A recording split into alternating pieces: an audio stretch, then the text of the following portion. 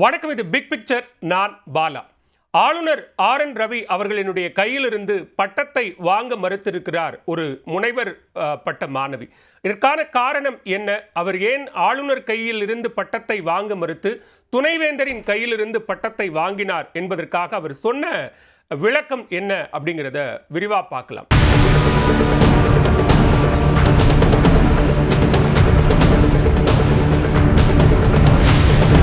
Governor sir கிட்ட கொடுக்கிறதுக்கு பதிலா I went and gave it to the vice chancellor and took the photo. So he said it was okay and vice chancellor was hesitating. அவர் கொஞ்சம் வேண்டானாரு.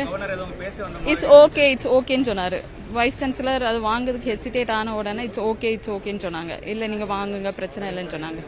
So it's my personal opinion. இதுக்கு முன்னாடி இது போன்று நடந்திருக்கிறதா? மிக குறிப்பாக தமிழ்நாடு ஆளுநராக ஆர்.என். ரவி பொறுப்பேற்றதற்கு பிறகாக இதுதான் முதல் சம்பவமா அல்லது இதுக்கு முன்னாடி இது மாதிரி நடந்திருக்கிறதா அப்படிங்கிற விவரங்களையும் விரிவா பார்க்க இருக்கிறோம். திருநெல்வேலி மனோன்மணியம் சுந்தரனார் பல்கலைக்கழகத்தில் 32வது பட்டமளிப்பு விழா நடக்குது.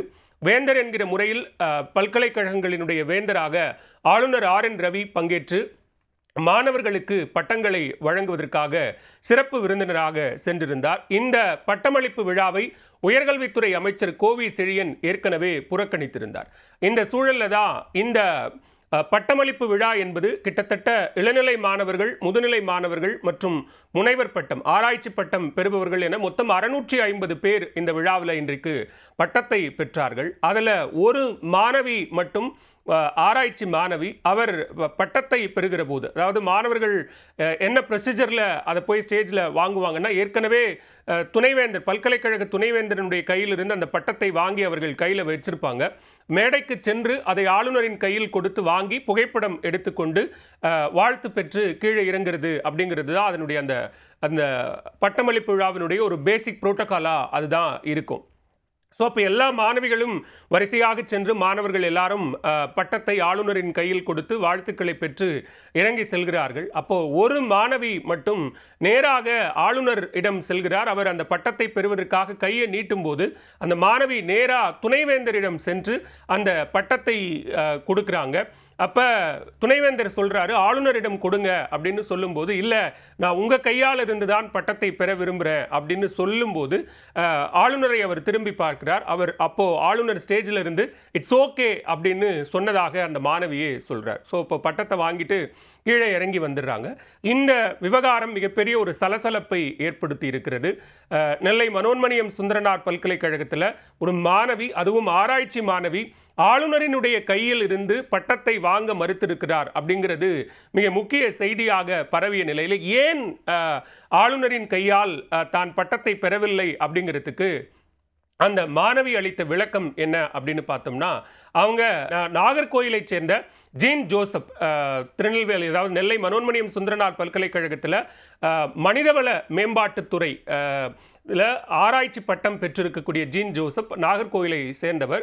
அவர் என்ன சொன்னார் அந்த காரணம் அப்படின்னு பார்த்தோம்னா, தமிழுக்கும் தமிழ்நாட்டுக்கும் எதிரான செயல்களை தொடர்ச்சியாக ஆளுநர் ஆர்.என். ரவி செய்து கொண்டிருக்கிறார். எனவே அவர் கையால் இருந்து இந்த பட்டத்தை பெறுவதை காட்டிலும் நான் பல்கலைக்கழக துணைவேந்தரின் கையிலிருந்தே இந்த பட்டத்தை பெறுவது அப்படிங்கிறது சரியா இருக்குங்கிற அடிப்படையில் தான் நான் இந்த முடிவை எடுத்தேன்.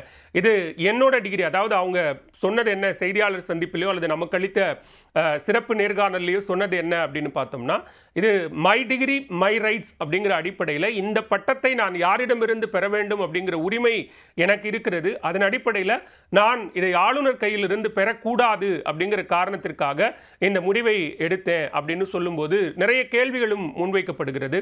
வேற யாராவது இந்த மாதிரி சொல்லி நீங்கள் ஆளுநரை புறக்கணிச்சிங்களா அப்படின்னு கேட்கும்போது, இல்லை, இது நான் சொந்தமாக எடுத்த முடிவு. ஏற்கனவே பல்கலைக்கழக துணைவேந்தரிடம் இது குறித்து அறிவுறுத்தி இருந்தீங்களா, நீங்கள் ப்ரீவியஸாக இன்ஃபார்ம் பண்ணீங்களா அப்படின்னு கேட்கும்போதும் எந்த விதமான முன்னறிவிப்பும் நாம் செய்யலை. ஏற்கனவே என்னுடைய சுய முடிவாக அந்த முடிவை எடுத்து மேடைக்கு சென்று அந்த பட்டத்தை ஆளுநரின் கையிலிருந்து பெறுவதை காட்டிலும் துணைவேந்தரின் கையிலிருந்து பெறுவது அப்படிங்கிற முடிவின் அடிப்படையில் தான் நான் செயல்பட்டேன் அப்படின்னு ஜீன் ஜோசப் அந்த விளக்கத்தை கொடுக்கிறார். அவர் மனிதவள மேம்பாட்டுத் துறையில் ஒரு நிறுவனத்தில் மேலாளராகவும் பணியாற்றி கொண்டிருக்கிறார். இந்த முடிவை தான் சுயமாகத்தான் எடுத்தேன். எனக்கு இவ்வளவு தூரம் ஒரு ஆராய்ச்சி பட்டத்தை பெறுகிற எனக்கு சில அரசியல் ரீதியிலான கருத்துக்கள் இருக்கு. அந்த கருத்தின் அடிப்படையில் நான் ஒரு சித்தாந்தத்தை பின்பற்றுபவர்களாக அல்லது அதை ஆதரிப்பவராக இருக்கும் பொழுது எனக்கு தமிழ்நாட்டுக்கும் தமிழுக்கும் எதிரான ஒரு நிலைப்பாட்டை செயல்பாடுகளை தொடர்ச்சியாக ஆளுநர் மேற்கொள்கிறார் அப்படிங்கிற அடிப்படையில் அவருடைய கையில் இருந்து இந்த பட்டத்தை பெறுவதில் எனக்கு விருப்பம் இல்லை. எனவே அதன் காரணமாகத்தான் நான் அவரிடம் பட்டத்தை வாங்காமல் துணைவேந்தரனுடைய கையில் கொடுத்து இந்த பட்டத்தை பெற்றுக்கொண்டதாக ஜீன் ஜோசப் தெரிவிக்கிறார். இந்த விவகாரம் மிகப்பெரிய ஒரு சலசலப்பை தற்போது ஏற்படுத்தி இருக்கக்கூடிய நிலையில் இதே மாதிரி தமிழ்நாட்டில் ஏற்கனவே நடந்திருக்கா? எந்த பல்கலைக்கழகத்திலாவது இந்த மாதிரி பட்டத்தை வாங்காமல் புறக்கணித்திருக்கிறார்களா அப்படின்னு பார்த்தா இதற்கு முன்னாடியும் ஒரு சம்பவம் நடந்திருக்கிறது. அது எப்போ அப்படின்னு பார்த்தோம்னா 2023 நவம்பர் மாதத்தில் மதுரை காமராஜர் பல்கலைக்கழகத்தினுடைய பட்டமளிப்பு விழா. அந்த மதுரை காமராஜர் பல்கலைக்கழகத்தினுடைய செனட் குழு ஒரு முடிவு எடுக்கிறாங்க. அது என்ன முடிவு அப்படின்னா, சுதந்திர போராட்ட வீரரும் இடதுசாரி இயக்கத்தினுடைய முன்னணி மூத்த தலைவருமான என் சங்கரையாவுக்கு கௌரவ டாக்டர் பட்டம் வழங்கணும் அப்படிங்கிற அந்த ஒரு முடிவை தீர்மானமாக அவர்கள் இயற்றுகிறார்கள். அப்போ அந்த விழாவில் ஆளுநர் பங்கேற்க இருக்கிறார். அதற்கான ஒப்புதலை வேந்தர் என்கிற முறையில் ஆளுநர் கொடுக்கணும். ஆனால் அந்த ஒப்புதலை ஆளுநர் RN ரவி கொடுக்கல. பட்டமளிப்பு விழா நடைபெற இருக்கிறது. அதற்கான ஏற்பாடுகள் நடைபெற்று கொண்டிருக்கிறது. நிறைய கோரிக்கைகள் வருது. சங்கரையாவுக்கு டாக்டர் பட்டம் கொடுப்பதற்கான அந்த மதுரை காமராஜர் பல்கலைக்கழகத்தினுடைய அந்த தீர்மானத்திற்கு ஒப்புதல் அளிக்கணும், வேந்தர் என்கிற முறையில் ஆளுநர் RN ரவி ஒப்புதல் அளிக்கணும் அப்படிங்கிற நிறைய கோரிக்கைகள் வருது. ஆனால் ஆளுநர் RN ரவி அதற்கு ஒப்புதல் அளிக்கவில்லை. அப்போதைய உயர்கல்வித்துறை அமைச்சர் பொன்முடி அந்த பட்டமளிப்பு விழாவை முற்றிலுமாக புறக்கணிக்கிறார்.